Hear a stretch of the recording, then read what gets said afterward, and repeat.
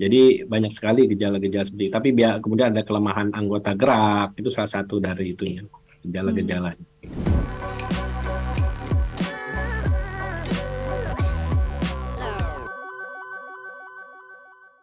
Seperti apa sih kita bisa mengenali gejala-gejala atau tandanya seseorang ini mengalami stroke begitu?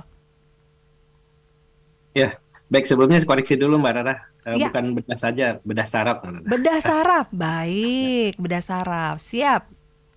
ya, jadi gejala-gejalanya adalah seperti misalkan ada nyeri kepala, biasanya sering kan gitu, penurunan kesadaran, bahkan ada yang kejang, ya. Oke. Kemudian ada seperti sebutan tadi ada bicara rero, kemudian mulut mencong, seperti kayak Hmm, gitu. Jadi banyak sekali gejala-gejala seperti itu. Tapi kemudian ada kelemahan anggota gerak, itu salah satu dari itunya, hmm, gejala-gejalanya. hmm. Artinya memang kita sebagai pendamping atau orang yang ada dekat dengan pasien yang mengalami harus cermat ya dok. Yang pertama kali kita lihat apa nih kalau kita mendapati mereka yang terkena gejala atau serangan ini? Segera bawa ke rumah sakit. Mhm. Segera bawa ke rumah sakit. Karena apa namanya nanti tingkat kecacatan atau kematian itu akan sangat tergantung sebagaimana cepat kita untuk menangani.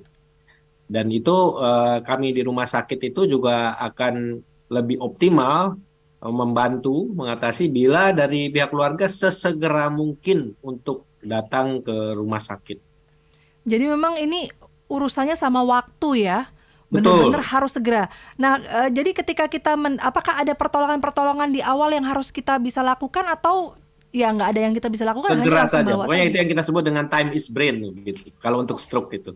Time is money, kalau di stroke time is brain. Betul, Baik, karena langsung yang terserang ini adalah otak ya. Nah, ini betul. tadi gejala-gejalanya adalah seperti sudah dikatakan ada kejang, ada apalagi tadi dok? Mungkin mulutnya Penurunan agak mencong, penurunan kesadaran, kesadaran. ya, Mhm. kelemahan anggota gerak, ya, nyeri Mhm. kepala, kemudian bicara rero, ya, Mhm. kemudian Bicara mulut rero tuh agak mencong, kurang gitu. jelas ya dok Ya, maksudnya? betul, Mhm. betul. Oke baik. Nah biasanya dari gejalanya apakah kita bisa tahu ini kira-kira klasifikasinya termasuk stroke yang sedang atau ringan atau yang parah dokter? Atau adakah yang benar-benar sudah hilang kesadaran sama sekali? Ada bisa langsung begitu, bisa, bisa.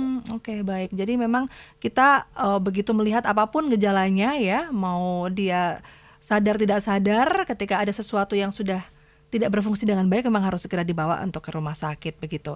Nah, Betul. eh, kadang-kadang stroke ini juga bisa berulang ya dok. Oh ya, Serangan satu, katanya ada serangan yang kedua, ini udah serangan yang ketiga loh mbak gitu. Nah ini kenapa bisa sampai berulang-ulang nih dok? ya itu biasanya karena adanya ketidakpatuhan dari penderita tersebut, Mbak. Oh oke, Ya, gitu. ketidakpatuhan dalam Jadi artian. memang ada beberapa faktor-faktor yang memang harus harus apa namanya harus kita jaga seperti kayak gitu. Hmm, Seperti faktor-faktor misalkan seperti. seperti ya seperti misalkan untuk pendarahan misalkan ya Ya. pendarahan itu tuh kita mesti benar-benar jaga tensi kita Oke. ya. Kemudian karena tensi ini jadi gini Bu, kalau karena memang kita sudah kronik hipertensi ya Mbak itu struktur dalam dinding dalam dari pembuluh darah itu tuh sudah berubah, Mbak. Mhm. Karena sudah sekian lama dinding pembuluh darah itu tuh mengalami stresor ya, stres kan tekanan darah tinggi seperti kayak gitu. Jadi Mhm. sebenarnya sudah mengalami injury gitu. Ya, Baik. sekarang saat kemarin mungkin injurinya itu pas di daerah dahi, misalkan pembuluh darah di dahi. Mhm. Untuk sekarang mungkin kena di daerah ubun-ubun gitu. Mhm. Nanti suatu saat nanti kena di daerah pelipis begitu ya, pembuluh darah di daerah pelipis Mhm. begitu. Mhm. Begitu, Mbak. Jadi seperti kayak gitu. Kemudian kalau misalkan yang lain misalkan sumbatan, ya Iya. kita bisa melihat misalkan faktor pembekuan darah bagaimana, kemudian kolesterol bagaimana, ya, kemudian diabetes juga itu terkontrol apa tidak, demikian. Mhm. Jadi Baik. itu semua memang mesti terkontrol dengan baik. Dan memang kalau misalkan sudah mengalami stroke itu memang harus yang disiplin yang baik, Mbak. Mhm. Itu biasanya susah oleh sebagian orang dari kita gitu. Anggap, oh udah ini apa namanya, udahlah kadang-kadang udah faktor bosan ya karena sudah sekian lama Heeh. minum obat gitu ya.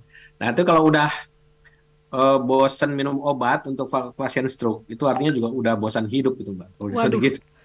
berarti memang nggak ada alasan untuk bosan ya. Memang ini sifatnya seperti obat hipertensi tuh, harus diminum seumur hidup kah obatnya dokter? Ya, ya begitu Mbak. Ah, Ya, oke. Jadi memang ini kenapa stroke bisa berulang, ada serangan kembali ya karena adalah faktor penentunya disiplin dari si pasien itu ya, Dok ya? ya biasa begitu dan itu biasanya erat hubungannya juga dengan kebosanan biasanya sih Mbak. Oh Biasanya. gitu. Itu Cuman memang butuh determinasi yang kuat memang Mbak. Baik dari penderita sendiri maupun dari keluarganya begitu.